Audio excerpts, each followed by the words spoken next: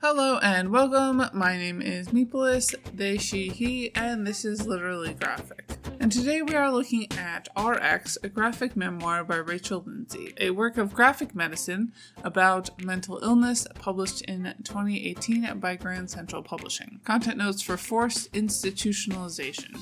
And according to her website, quote, Rachel Lindsay is a Vermont-based cartoonist. Her book, RX, a graphic memoir, 2018, was the featured book for U.S. National Network of Libraries of Medicine's Mental Health Month 2019, and was included on the American Association of Medical Colleges Top 10 Summer Reading List 2019.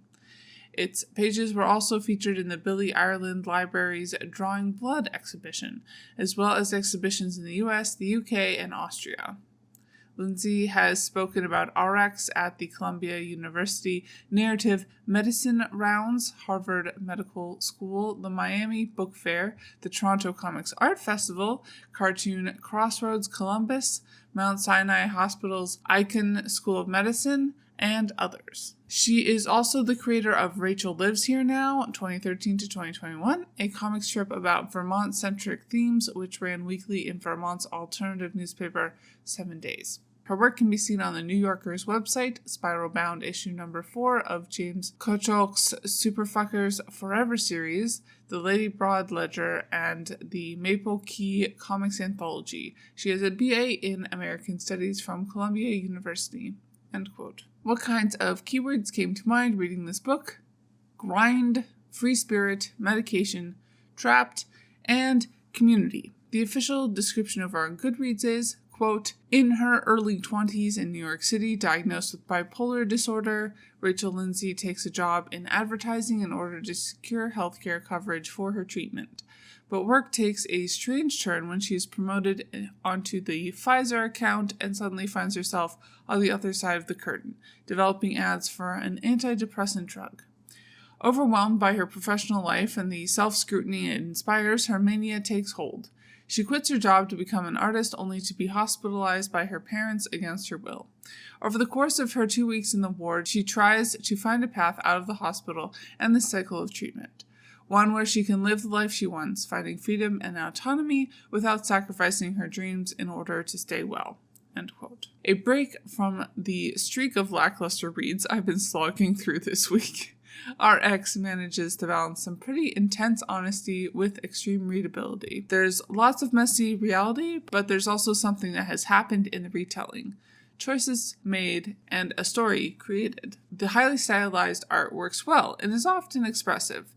The only drawback is that sometimes it feels a bit oversized and oversimple for a page or two. Gender and race are obviously a bit one note, as the story is pretty tightly focused on Lindsay herself, and assuming I remember correctly, sexuality is very adeptly avoided entirely. Class is middle class, but self-aware of that at least. And that said, the way that Lindsay explores her own disability, it is obviously at odds with capitalism's needs, both in her dreams of what she wants to do and the reality of her life at this point.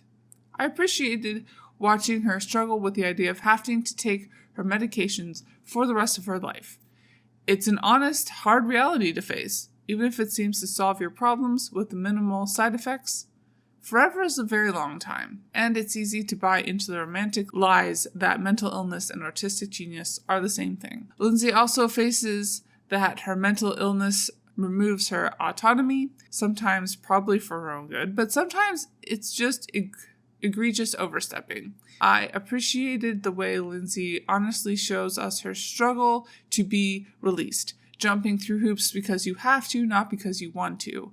Not just an educational book. It felt like it resonated in a more general way with my slightly different mental health experiences, as well as in a more specific way with some of the stories of my friends and family. As the final book in my first anti-ableism TBR, before we conclude, I would recommend you to check that original TBR video and all the resulting reviews.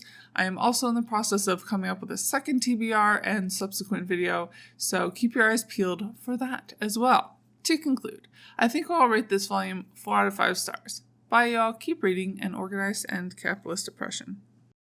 And as always, Literally Graphic is created on land that should be given back to the traditional landholders. which in this case is, to my knowledge, the Mississaugas of the Credit First Nation, non-Anishinaabe people, the Haudenosaunee Confederacy, and the Huron-Wendat Nation.